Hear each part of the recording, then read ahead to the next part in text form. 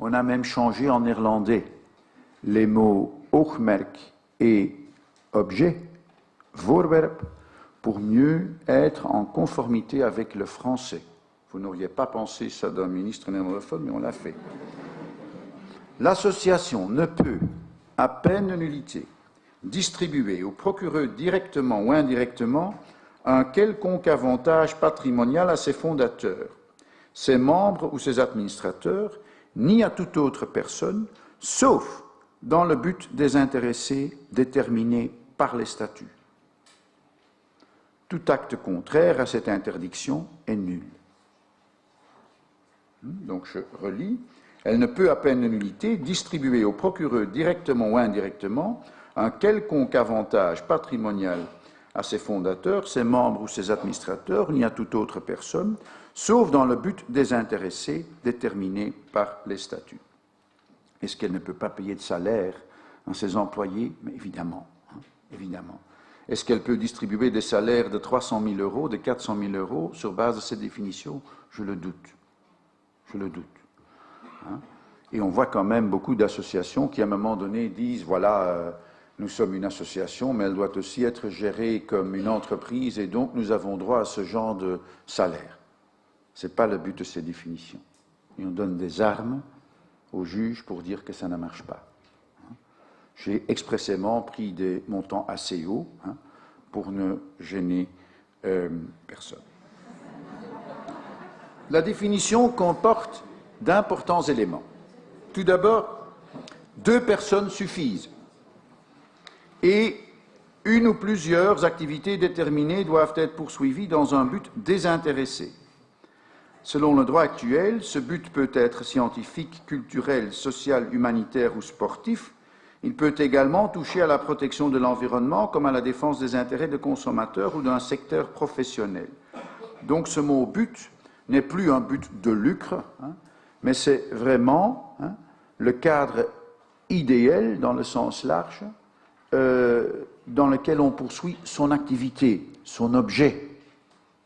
Parce que ça, c'est l'objet, l'activité qu'on fait. Mais on fait l'activité dans le cadre d'un but, comme je vous disais, scientifique, sportif ou quoi que ce soit. C'est donc aussi dans le cadre de ce but que les distributions doivent avoir lieu. L'activité, elle peut être commerciale. Le commercial n'existe plus, mais elle peut... Ce n'est pas le but de faire des commerçants, parce que les commerçants n'existent plus. Voilà.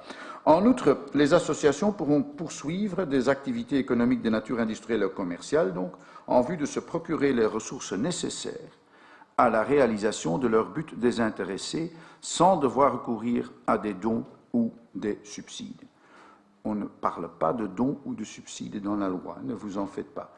Mais quand une école organise une kermesse, j'espère qu'on dit ça aussi en français, et on doit aller plaider dans tous les sens que c'est subsidiaire à un but principal, parce que quantitativement, alors un directeur d'école qui veut construire un nouveau bâtiment avec ses propres fonds, ce qui n'est jamais exclu qu'il essaye de le faire, et pourquoi ne pourrait-il pas le faire? Il va être en problème quand la kermesse est une grande kermesse, quoi.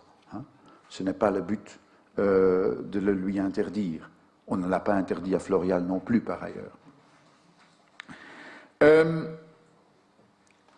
Messieurs, dames, j'approche les 43 minutes, j'en avais 45. Je crois que l'allocution que je fais va être imprimée, je l'espère. Je n'ai pas d'objection à ce qu'une copie soit distribuée, parce que je donne dans le texte alors maints exemples de ce que c'est exactement ce but désintéressé et ce que l'objet peut faire de différence dans ce cadre. On pourrait avoir des craintes au niveau fiscal. On ne va dire pas un seul mot sur la fiscalité dans notre législation des sociétés, comme ce n'est pas nécessaire.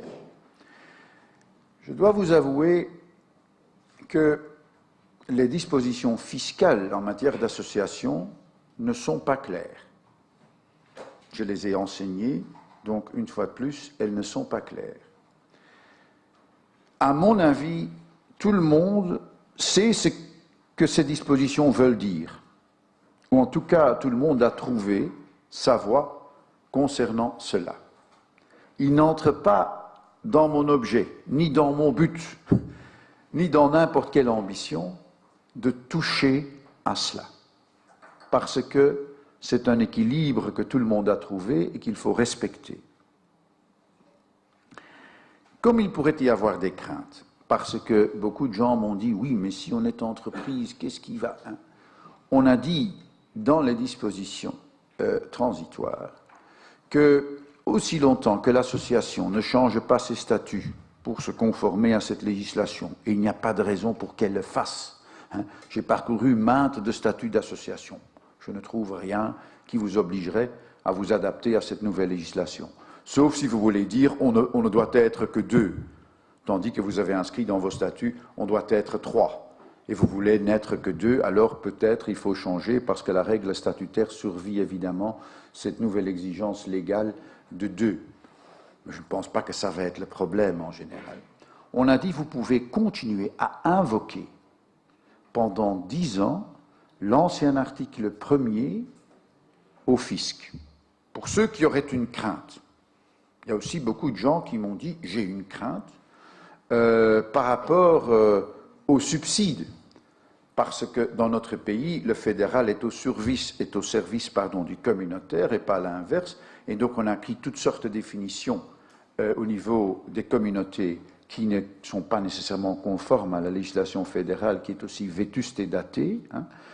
La même chose pour tout ce qui concerne subsides.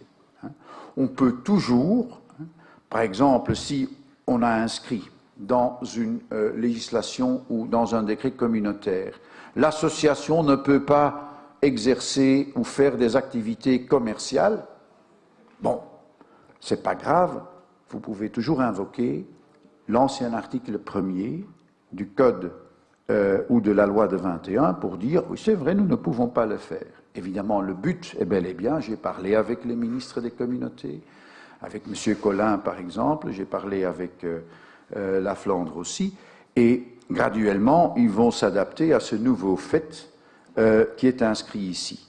Mais au niveau des subsides et volontaires, je veux encore recevoir tout le monde qui veut venir me voir, parce qu'il y a toujours des gens qui ont peur.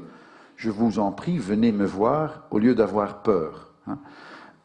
Parce que c'est justement pour éviter qu'il y ait des craintes non justifiées qu'on a dit, si jamais vous avez un problème, l'ancien article 1er de la loi continue à régner, et graduellement, les législations communautaires qui sont de toute nature. Donc, j'ai demandé une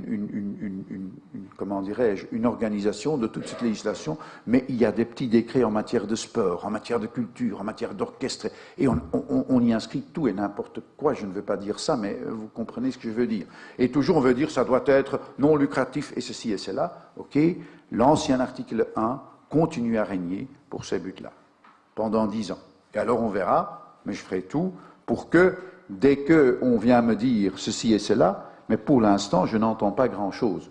Donc on a exagéré le problème, j'en suis convaincu, mais je reste ouvert à toute discussion sur le sujet pour ne pas avoir des deuxièmes idées.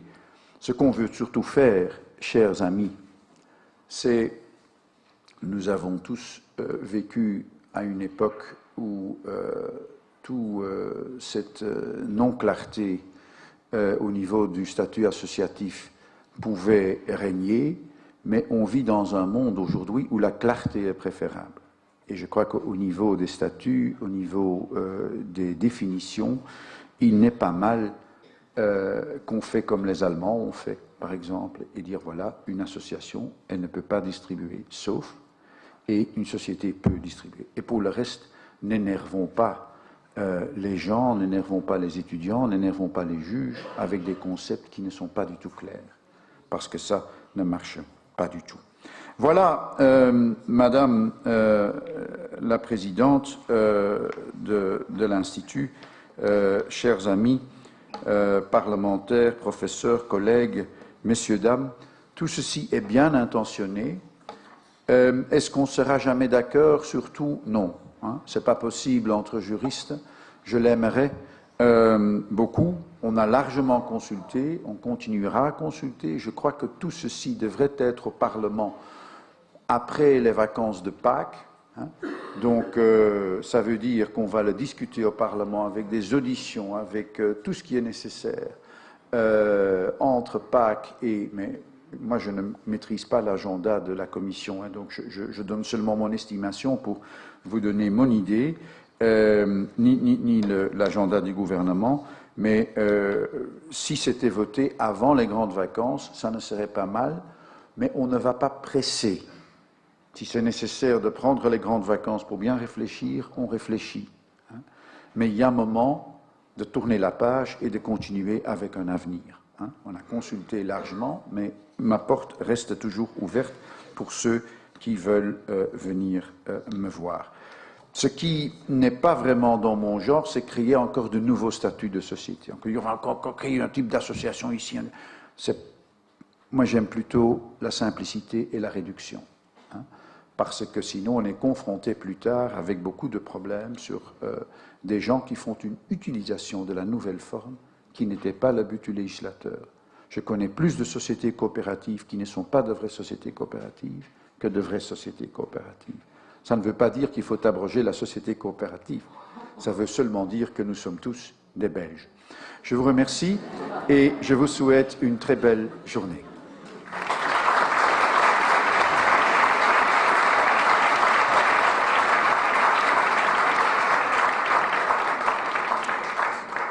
Un tout grand merci, Monsieur le Ministre, pour cette présentation et ces éléments de précision sur cette réforme. Je pense qu'il est important pour les acteurs de terrain, en effet, de voir ce qui va arriver. Et donc voilà, pour toute cette précision et votre ouverture à la consultation, on reviendra vers vous et bon retour vers Bruxelles alors. Merci beaucoup.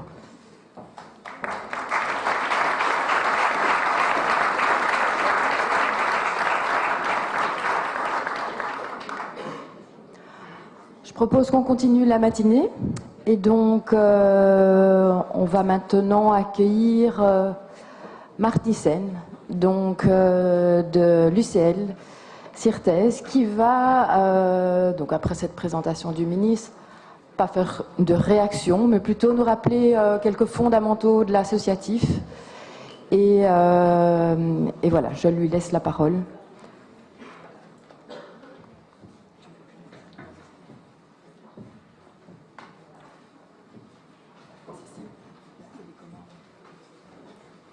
Ah, tu sais faire ça comme ça? Non, il n'y a pas besoin.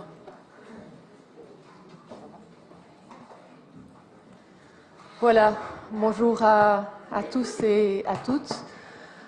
Alors, comme ça vient d'être dit, je ne vais pas commenter cette réforme. Je ne suis pas juriste, je suis économiste. Je vais rappeler quelques fondamentaux de l'associatif. Et c'est vrai qu'en écoutant le ministre ce matin, je pense que certaines choses que je vais rappeler pourraient éclairer le débat.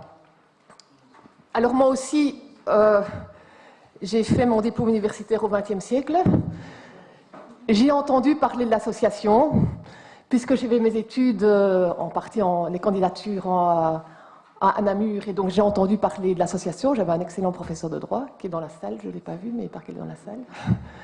Je n'avais pas encore entendu parler de la Société Affinité Sociale parce que j'étais trop vieille. Enfin, vous avez compris, on a voté la SFS après que j'avais fait mes études. Et il faut dire qu'aujourd'hui, dans les écoles d'économie, dans certaines écoles d'économie, et pas qu'à l'UCL, on parle des associations. Parce que les associations sont des vrais acteurs économiques, ils produisent de la valeur, ils sont vraiment des opérateurs importants dans la vie socio-économique, et ce n'est pas à cet auditoire que je dois le rappeler. Alors, en préparant hier, je me suis dit que j'allais structurer mon intervention en 3 temps. D'abord, rappeler quel est le poids du secteur associatif dans notre économie. En second temps, et j'ai un peu hésité, je me dis, mais il me semble important de retourner en arrière et de reparler de quelques repères historiques. Et en écoutant le ministre ce matin, je me suis dit que je n'étais pas le seul à penser cela. Et donc, je vais répéter certaines choses qui me paraissent importantes parce qu'il faut savoir d'où vient l'association. Et la troisième partie de mon exposé aura comme but Très brièvement,